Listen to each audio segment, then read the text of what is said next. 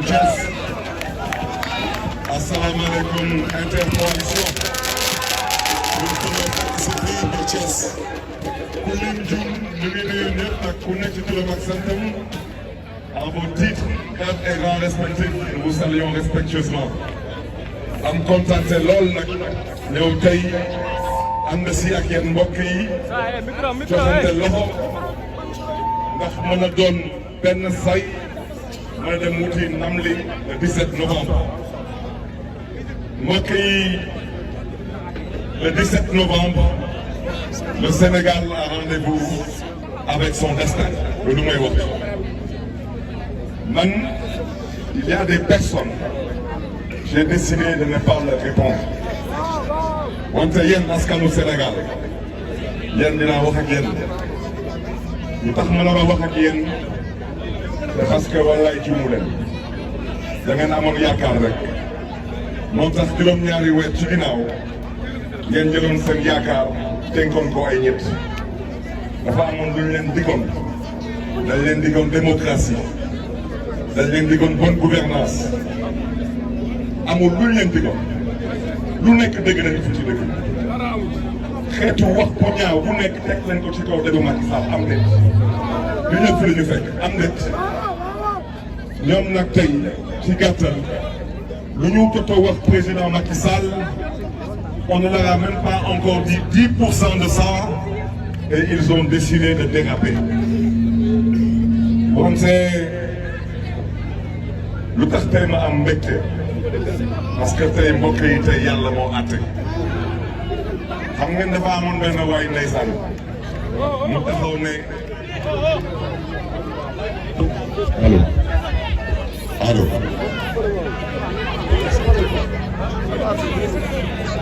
dama ne lu tax ñuy sant yàlla parce que tey yàlla dafa àtte tey yàlla dafa àtte parce que tey Dieu a montré le vrai visage de certaines petites personnes, des va-nu-pieds, des moins que rien, des gens qui ne méritent pas de diriger ce pays. wante lu tax may sant yàlla mbokk yi parce que dinaa leen jàngal politique parce que dañ ma ci fekk ils sont rentrés dans mon monde par effraction ay daggakatu tuuti kese lañu te dinaa leen jàngal xeex nag xeexu xel foofu le Sénégal toll 83 morts ku xaar Barthélémy Diaz pour qu'il y ait un mort de plus du fi am wante dama ne ragal dëkku fi te ñuy foyee seen xel nañu continuer di foyee seen xel dinaa si delluwaat man Barthélémy Diaz ku ma tooñ man du ma yónni nit ci yow soo ma tooñee wala ma yóbbaloo ci yoon wala man ma lijjantal ko suma bopp wante ab ragal kese mooy taxaw am lu ko metti mu ne day yónni ay nit soi-disant pour se venger. Je te l'ai dit, je te le répète tapet nga sooy góor yow tu n'as qu'à venir te venger toi. su ma baat ci kaw man du ma tooñ kenn su ma baat ci kaw. J'ai dit que j'ai pris la responsabilité de sécuriser la caravane de Sàmm Sa Kàddu parce que dama ci ànd ak sama nawle ñu ils ont fait de sorte que je sois à la tête de liste. C'est un immense honneur pour moi. xam nga lu tax duma leen tontu xam nga nit buy fooyee xelam paasewul nit buy taxaw ne la ci gàttal parce que man je ne compte pas même suba suñ ma jàppoon ne ma duma bokk ci élection Sàmm Sa Kàddu day continuer di campagne. kan moo am sañ-sañ taxaw ci biir réew mi taxaw jàkkaarloo ak Serigne Moustapha Sy ne ko doo fi campagne kan moo am fi mu taxaw ci dëkk bi taxaw ne da ngay jàkkaarloo ak Bougane Gueye Dany ne ko du campagne kan moo fi am fi mu taxaw ne da ngay jàkkaarloo ak Thierno Bocoum wala Pape Djibril Fall wala Khalifa Sall wala Anta Babacar Ngom wala Cheikh Youm taxaw ne duñu fi campagne dama ne dinañ campagne ba mu saf saf te dinañ leen ndam li incha allah xam ngeen lu tax coow li bi xaw a neex c'est parce que waa ji xam na ñàkk na ndeysaan moo tax ba ma toogee ñaari semaine yëpp ñu ngi mel ne bàyyil waa ji te nga wax ci waxu programme ma ne leen du ma wax ci waxu programme suñ ci eggee dinaa ci wax wante foog ma yee askanu Sénégal ñu xam ne waa ji ban xeetu nit la dama ne déet waa ji nooxóor la xam ngeen nooxóor moo tax muy xataraayu nu muy def di xataraayu nii du ma ko ci topp parce que yàlla du àtte yow nga ne da ngay effacé yàlla du jël ndam di ko teg sa loxo nga ne da ngay gedd xam ngeen lan moo gën a bon ci naafik nit bu taxaw xool moromam di mindeef tuddul yàlla xalaatul yàlla taxaw ne wallaay man maa jël lu mel ni Ndakaaru maa ko jox bu àdduna sosoo ba tey j'ai 49 ans te tukki naa wante musuma gis xeetu nit bu mën a fen ni waa ji dama ne est-ce que kii duñu wut médecin yóbbu médecin ñu xool est-ce que waa ji wér na wallaay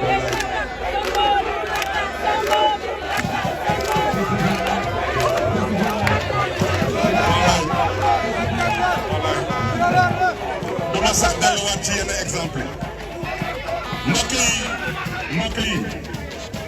mbokk yi meeral na rek animation bi ci ginnaaw dama ne ba may njëkk am ndombo tànk ci dëkk bi 2009 la woon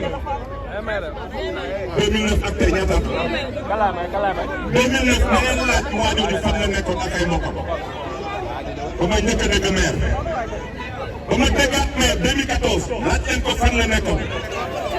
ba may njëkk a dégg honorable député laaj leen ko fan la nekkoon te man musuma dugg assemblée nationale ak ay mbalit le plus fort musuma yóbbu assemblée nationale wante su ci yàlla àndee incha allah le 17 su ma rakk dinaa la chifaay bi Dakar ba sa liman le 17 incha allah di nga xam kan mooy yàlla te di nga ubbi sa bët di nga gis yàlla te yàlla dina àtte fii àdduna la ku fi am ndombal tànk na nga njëkk a sant yàlla balaa ngay sant mbindeef yow yaay kan fan nga toj ba am xalaat ne que yow yaa tax man ma bon neex la dama ne na nga bàyyi fen ñu nga nekk te nga teg fen yi ci suuf waxal ak sénégalais bi ñu mën a dégg nañ leen wax soo amee majorité assemblée nationale lan nga fas yéene def ginnaaw fen loolu dafa am solo parce que fen du liggéey na nga wax askanu Sénégal loo leen digoon juróom-ñaari weer ci ginnaaw foo ci toll te nga teg fen ci suuf fii dëkk bi ragal amu fi da ngaa fen ba jot ci réew mi nga ne comme maintenant aw ma programme danaa napp gaañ ñi naan seen fit jëm fi yee fit na pour mën fi toog ñun ñii sa maas ñun ñoo lay sifay dinañ xool yow kan lay yëpp ci dëkk bi ba xalaat ni que yow da ngay jëm a napp ñi fi toog fi napp kenn bi réew di nga respecter Sénégalais par force may leen na s'il vous plaît ci ginnaaw dama ne wax bi kenn du ko raay non s'il vous plaît je vous prie derrière de me laisser parler s'il vous plaît suñuy wax ci man di tudd suma ay waajur man labbe yi ñoo ma yar yow nag xaw ma ban xeetu noo xool la yar man labbe yi ñoo ma yar yow sa papa mi ngi àllaaxira du ma ko tudd man nag ma yar sa yaay nag bu la jur yàlla may na ma bés nuyu naa ko du ma ko tudd wante bés boo laalee suma waajur yi di nga xam ne ni réewoo foofu la dëkk bi toll du ma firaay dana waxu naa fekk néewuma ci comme dafa am ñu ànd ak moom mais dañuy ñëw suma kër bés bu ngeen amee fit nag laa wax dama bëgg ngeen ñëw suma kër boobaa nag di nga xam lu yàlla santaane du tooñ lu yàlla santaane mooy dem julli ji maintenant pour la petite histoire apparemment laal naa la te sat na sat yaa waxoon que doo fi sëgg doo bëri yaa taxawoon fii da ngay tànn sa mbër ñuy wax ak yow nga ne Amadou Ba de sa mbër ñu ngi nii sa maas ñu ngi nii di nga sëgg fii di nga bëri man nag ma wax ci waxu Dakar mairie de Mermoz Sacré-Cœur yónni nañ ma fa ñaari yoon inspection ñaari yoon laa wax te man musuma ànd ak nguur te musuñu ma dut baaraam ne ma sàcc la du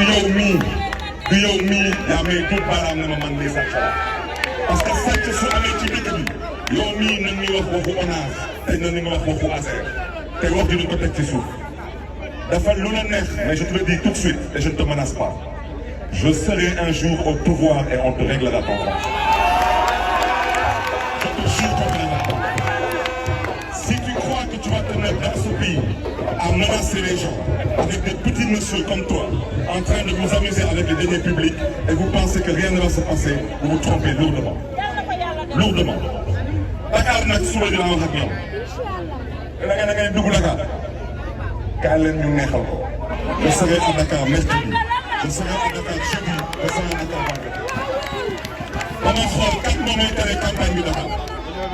maintenant nag je m'adresserai directement au président de la République du Sénégal. Bassirou Diomaye Faye. Je m'adresse aussi au ministre de l'Intérieur, le général Tine.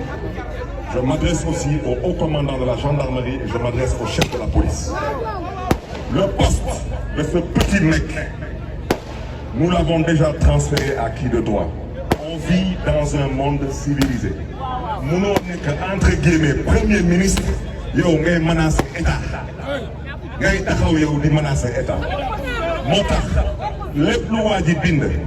lépp lu waa ji wax ma wax ko fi tey parce que nag xeex da nga koy xam te di ko teg ci yoon. Le département d'État sera saisi d'ici 24 heures avec des documents à l'appui et des vidéos avec des preuves. Je rappelle que le siège de Taxawu Sénégal et le siège de la coalition Sàmm Sa Kàddu, ce siège a été incendié par un petit va-nu-pied qui actuellement est accusé d'avoir détourné 5 milliards. Et ce petit monsieur qui veut être maire de Dakar. Je veux vous dire une chose. Ce même dossier sera transmis au Quai d'Orsay et à l'Union européenne. Et je vais vous dire une chose. La semaine prochaine, un fond de dossier sera envoyé à la CPI. Vous êtes des criminels et vous cherchez des criminels. Ici, il n'y a pas de criminels, mais il n'y a pas non plus de contrôle. Mais il est temps que la communauté internationale puisse mettre le doigt sur cette dictature rampante. Il y a des gens qui cherchent aujourd'hui à terroriser un peuple. Il y a des gens qui cherchent aujourd'hui à menacer un peuple parce qu'étant incapable de servir ce peuple. Je veux que ces gens sachent une chose. Nguuru yàlla rek dul jeex seen bos dina jeex et je vous le dis tout de suite sur la terre des hommes là on réglera votre compte ñun kenn duñu ko xatal. Quant à la mairie de Dakar wax dëgg yàlla Sénégal 606 mairies moo am Sénégal est-ce que mos ngeen fi gis maire bu fi def bilan à mi-parcours fan ngeen ko mos a gisee bilan à mi-parcours maanaam may dee ma ñëw rek mbokk yi waa ji bu muy politique ba tey musul duut baaraam doomu gor ba indi preuve fen kese fen rek dama ne su amoon benn ñaaw teef bu ma defoon ci mairie de Dakar heure bu may wax ak yéen du ma fi taxaw parce que ci biir kaso bi am na ay nit yu fa nekk amul lenn lu ñu mën ni indi ci preuve te dañ leen jaay doole dugaleen ci kaso bi ana la jóg bu APR ana ñu ana ñeneen ak ñeneen ana ñu ana seen ay preuve amuñu benn preuve balaa may dee yow ñàkk nga élection yi xam nga ni ñàkk nga élection yi parce que askanu Sénégal ñëpp tey d'accord nañ ñëpp seede nañ que lenn rek nga mën mooy fen maintenant nag ñu ngi leen koy xoolee di ko waxtaanee di ko ruubee ci suuf amatoo argument nga taxaw ne ay mairie de Dakar tu parles à Barthélémy Dias je n'ai que du mépris pour toi et tu le sais maintenant nag mbokk yi dama ne mairie de Dakar nous allons terminer notre mandat ci mairie de Dakar inchallah dinañ liggéeyal Dakar dinañ liggéeyal askanu Dakar te suñ ci paree dañuy dem wuti ji réew mi parce que loolu mooy suñu cër te dañu ci fas yéene ànd ak suñu maas yi parce que dëkk bi dañ ko fas yéene wul bàyyi ak ay cuune yu mel nii maintenant nag que le président Diomaye Faye prenne toutes ses responsabilités. Si vous pensez une minute que des actes criminels seront posés dans ce pays et que vous serez libre de vos mouvements, ainsi que vos enfants et vos familles, vous vous trompez lourdement. Vous serez poursuivis, je vous le dis, je vous le répète. Et à partir d'aujourd'hui, j'ai mis un dispositif en place autour de ma personne et de ma maison. Tout sera filmé. Je dis bien tout, et tout sera envoyé à qui de droit. Fii àdduna la. Tu ne peux pas faire ce que tu veux. amoo droit taxaw mais parce que dama am doole dama am nguur lu ma neex lay def soo nekkoon nguur dëgg da ngay ne lii campagne la jël GIGN teg de côté jël BIP teg de côté mais dama fan la ñuy daje nga xool. boobaa dina xam ne du yow mii kon nag dama ne mbokk yi dinañ campagne dinañ jeexal campagne gi incha allah ci jàmm ak salaam ci yar ak teggin lépp lu leen di wax ay kàcc la xam ngeen lu xew nekk ci dëkk. ne yow da ngay campagne mais la doo fi campagne nga ne damay jaar fii ñooy la fii doo fi jaar ne damay wax fii ñooy la fi jëmale ci jëmmam wala lenn lu ko naqari laaj leen ko amut